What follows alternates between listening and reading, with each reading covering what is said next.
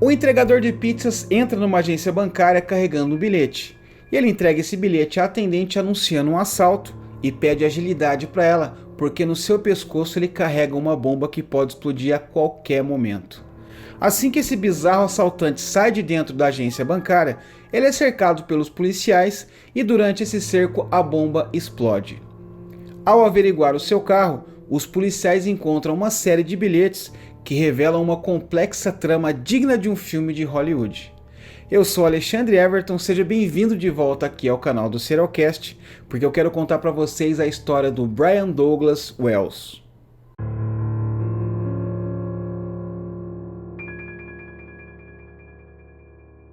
O Brian Douglas Wells nasceu em 15 de novembro de 1956 na cidade de Warren, lá na Pensilvânia. Ele era filho de uma dona de casa e o pai dele era um ex-combatente da Guerra da Coreia. Segundo o que contam dele, ele era considerado uma criança muito feliz, uma criança tranquila e às vezes até um pouco introspectiva.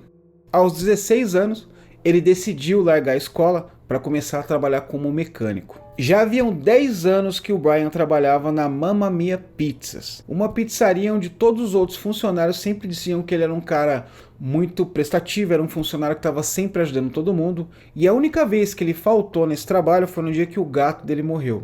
E foi lá no Mamma Mia Pizzas que no dia 28 de agosto de 2003, por volta da 1h30 da tarde, eles receberam uma ligação que o patrão dele que atendeu. E o patrão dele não estava entendendo o que estavam falando, ele passou a ligação para o Brian. Então o Brian anotou um pedido, que era de 2 pizzas, e essa ligação ela via de um telefone público a poucos quilômetros dali. E o endereço que passaram para ele foi a Rua Pitt, número 8631.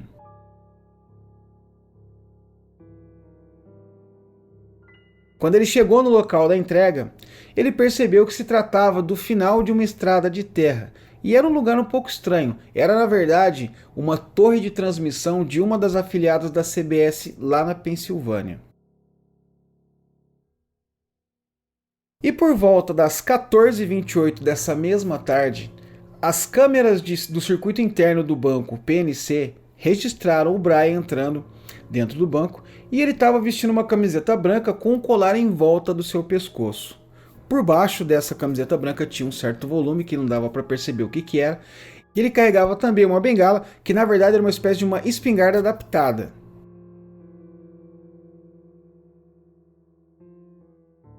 Ele então se aproximou da atendente e entregou um bilhete onde estava escrito a seguinte frase: "Chame o funcionário que tem acesso ao cofre e rapidamente enche uma bolsa com $250 mil. Você tem apenas 15 minutos. Então ele levantou a camiseta e mostrou que o estranho volume que tinha por baixo da camiseta dele era na verdade uma bomba. A atendente ficou atônita com aquela situação estranha e disse para ele que não tinha tempo hábil para tirar $250 mil do cofre e que ela tinha apenas ali $8.702. O Brian ficou meio contrariado, mas mesmo assim ele aceitou a quantia e saiu do banco.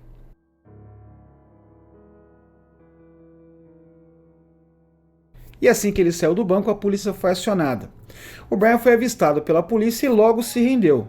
E assim que ele se rendeu, ele contou para os policiais que na verdade ele estava carregando uma bomba que podia explodir a qualquer momento.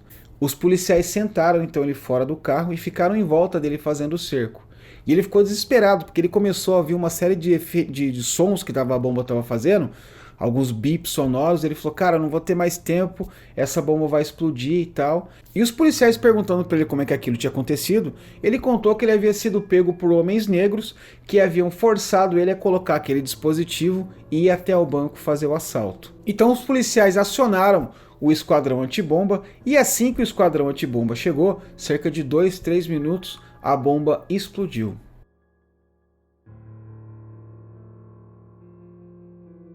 Essa explosão causou um enorme ferimento no peito do Brian, que não resistiu e acabou falecendo ali mesmo. Os policiais então fizeram uma busca no carro do Brian e lá eles encontraram um monte de coisa bizarra. Eles encontraram essa bengala, que na verdade ela era uma arma caseira, né, que havia sido adaptada para parecer uma bengala. Eles fizeram uma perícia também no artefato que havia em volta do pescoço dele, e eles viram que se tratava de uma bomba caseira também. Mas o mais bizarro desse caso é que dentro do carro eles encontraram uma série de bilhetes, como se fossem umas cartas mais ou menos. E nessas cartas havia algumas orientações e instruções de como ele deveria fazer dentro do banco. Além disso, era uma espécie de uma caça ao tesouro, aonde ele ia tendo uma série de tarefas e em cada tarefa ele ia arrumando uma chave que ia retardando o efeito da bomba, até ele completar todas aquelas tarefas para então se ver livre da tal bomba que estava presa no pescoço dele. E aí, após esse fatídico evento que acabou por ceifar a vida do Brian, os policiais começaram a investigar o que estava acontecendo, investigar esse caso. E alguns dias depois, 3 dias depois para ser mais exato, da morte do Brian, em 31 de agosto de 2003, um cara chamado Robert Thomas Pinelli foi encontrado morto no seu apartamento. Esse Robert Thomas Pinelli trabalhava lá na pizzaria junto com o Brian, e a causa morte dele foi overdose. Só que tem uma coisa muito bizarra nessa morte dele, uma coisa pelo menos estranha, é que um dia antes dele falecer devido a essa overdose, ele havia dado o depoimento dele à polícia sobre o caso do Brian. E aí, 3 semanas após esse evento, no dia 20 de setembro, a polícia recebeu uma ligação de um homem chamado Bill Rothenstein. Esse cara ele morava ali perto da torre de televisão onde o Brian foi entregar a pizza, e ele alegava que no freezer da casa dele tinha um homem morto. Os policiais foram lá então averiguar qual que era a delação desse cara, e quando chegaram lá ele contou que na verdade ele estava ajudando uma mulher chamada Marjorie Dale Armstrong a se livrar do corpo do ex-marido dela. Na verdade ainda era marido dela, ela estava vivendo há 10 anos com o cara. E esse cara que estava morto no freezer dele chamava-se James Holden. Ele falou que ela ofereceu $10 mil para ele ajudar ela a limpar a cena do crime e a acondicionar o corpo do cara, o cadáver dele ali no freezer na casa dele. E aí, por uma razão que nós desconhecemos, ele acabou se arrependendo e ligando para a polícia e confessando tudo.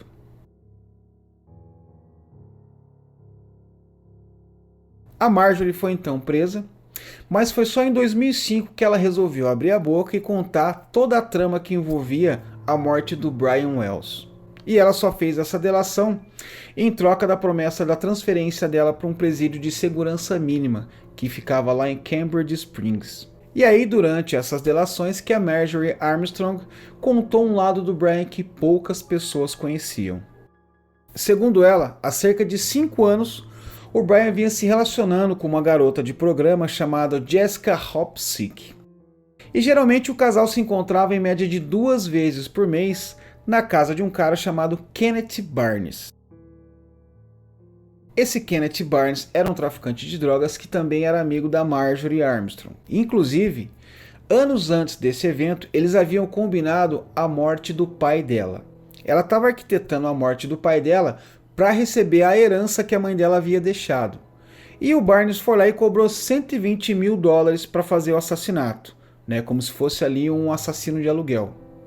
E ela não tinha esse dinheiro, então ela pensou, eu preciso arrumar esse dinheiro para mim pagar o Barnes para matar o meu pai, para mim receber essa herança da minha mãe. Foi então que ela resolveu conversar com o Bill Rothenstein. O Bill é aquele cara que fez a ligação contando toda a história do corpo no freezer, lembram? Então, essa história ela é bem complicada, então a gente precisa ficar bem atento para não perder o fio da meada. Mas vamos lá. O Bill Rothenstein, por sua vez, devia um dinheiro para um familiar dele. Então ele também estava endividado, ele também estava desesperado atrás de dinheiro. Então ele e a Marjorie Armstrong falaram assim, não, vamos criar um plano legal para a gente conseguir esse dinheiro, que aí você vai conseguir matar o seu pai e vai conseguir receber a herança da sua mãe, que deve ser muito dinheiro. Eu pesquisei e não encontrei qual era a quantidade correta dessa herança que a mãe dela deixou, mas deve ser muita grana, porque para ela tramar um plano todo desse, né?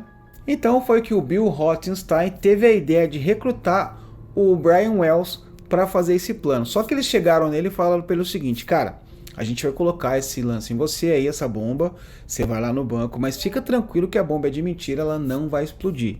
E depois que você fizer esse esquema com a bomba, você volta aqui, a gente vai dar um dinheiro muito legal para você e vai ficar tudo bem. Se caso as coisas derem errado, Você fala para a polícia que você foi pego como refém, que colocaram esse artefato em você. Frisa bem que foram homens negros, para a gente ficar fora de qualquer suspeita. E aí vai ficar tudo certo. Quando você sair da cadeia também, a gente vai dar um dinheiro para você. E o Brian Douglas Wells, eu não sei se por inocência, acabou aceitando esse plano. E a gente viu que na verdade a bomba se tratava de uma bomba verdadeira. Até hoje, a família do Brian Wells alega que ele não sabia de nada, que eles realmente pegaram ele ali, colocaram à força aquela bomba e que ele morreu à toa. Mas em 2018, a Jessica Hopsick, aquela garota de programa que ele namorou durante um tempo, disse que na verdade ela havia sido recrutada pelo Barnes, pelo traficante amigo da Marjorie Armstrong, para arrumar algum cara para servir como uma espécie de laranja no plano. Foi então que ela conheceu o Brian Douglas e acabou usando ele como esse tal laranja que eles precisavam. Agora, se isso é verdade ou não, a gente nunca vai saber, afinal de contas, a Marjorie morreu em 2017, o Brian morreu durante a explosão, e se eu não me engano, o que estiver vivo agora dessa história toda é só a Jessica Hopsick. Então, provavelmente, esse caso vai permanecer um mistério aí. E recentemente a Netflix lançou um documentário muito interessante, se vocês tiverem tempo, dá uma assistida lá sobre esse caso, que é muito esclarecedor também. Então é isso. Essa foi a história de toda a trama envolvendo a morte do Brian Wells. Se gostou do vídeo, deixa o like lá, por favor, a gente agradece muito.